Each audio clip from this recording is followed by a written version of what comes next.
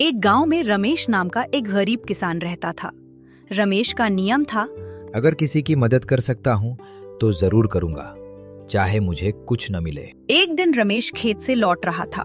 रास्ते में उसने देखा कि एक बूढ़े बाबा सड़क किनारे बैठे हैं। वे बहुत थके हुए और भूखे लग रहे थे। रमेश के पास सिर्फ 2 रोटियां थीं जो उसने अपने लिए रखी थीं। फिर भी उसने बिना सोचे समझे एक रोटी बाबा को दे दी।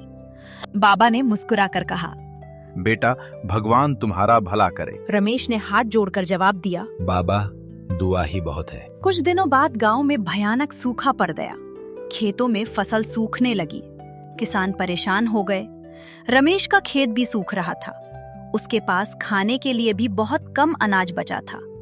फिर भी वो रोज भगवान से यही प्रार्थना करता, हे भगवान, सबका भला करना। एक दिन गांव में एक अमीर व्यापारी आया।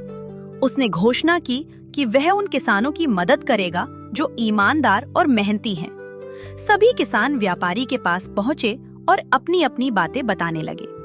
जब रमेश की बारी आई तो उसने कोई शिकायत नहीं की, बस इतना कहा, जो होगा भगवान की मर्जी। व्यापारी को रमेश की सादगी बहुत अच्छी लगी।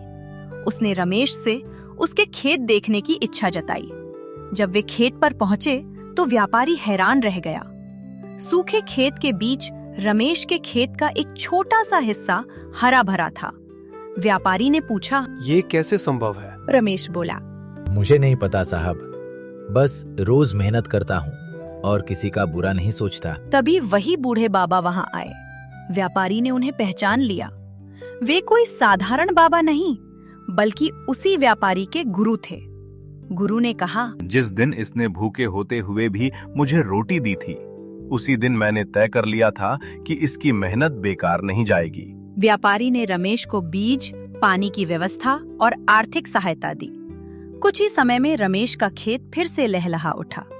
गांव वाले हैरान थे। रमेश ने कभी घमंड नहीं किया।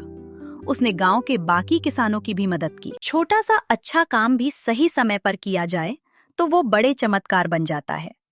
अच्छाई कभी व्यर्थ नहीं जाती।